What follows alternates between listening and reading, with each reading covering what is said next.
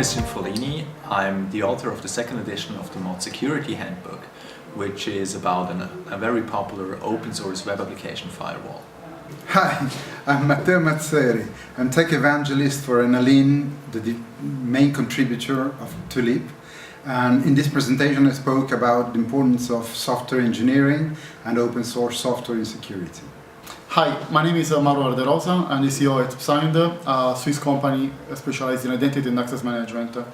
Tonight I presented the top tool for cybersecurity in the open source domain.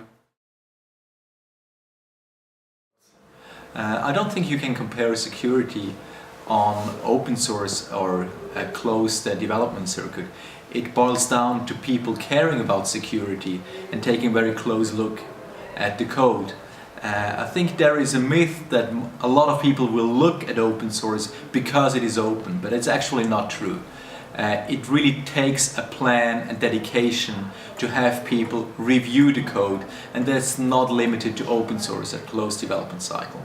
You cannot really do a direct comparison of security. It doesn't depend on the type of software you use, whether it's open source or not. It's a question of a more complex environment and culture that you put together. If the culture is there and if the environment is there, open source has clear advantages over closed software. The point that the code is going to get released doesn't mean that it's going to be more or less secure. The advantage of the open source means that many people are watching the same code. So this means that many more people can detect if also one single line of code was not correctly developed or something could contain a malware or a backdoor. I generally think that good marketing can help you sell very crappy products, while as open source product they need to speak for themselves, or people, other developers will just laugh about them. So I think there is a minimal quality in open source software that makes it attractive to people to actually use it. If you're not meeting that minimal level, then people will just not use your product and it's going to die. The advantages of using open source software are several. The essential one for me is that you are not going to reinvent the wheel, and you can use collaboration at its utmost.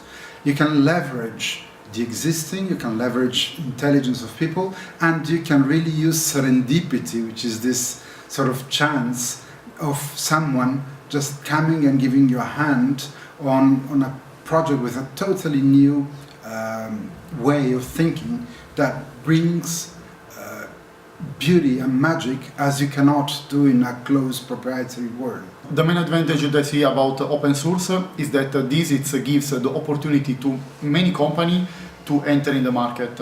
Also the small company who has a good idea, etc., can try to start with a project of somebody else, improve it, and try to create something bigger.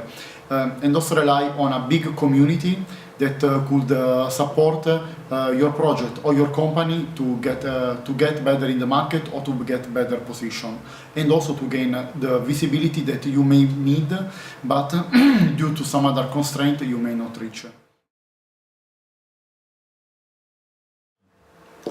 Well, open source software is free to download, and you just give it a spin and use it for a couple of days, make it part of your evaluation, and you shouldn't make the mistake of considering it free just because you don't have to pay.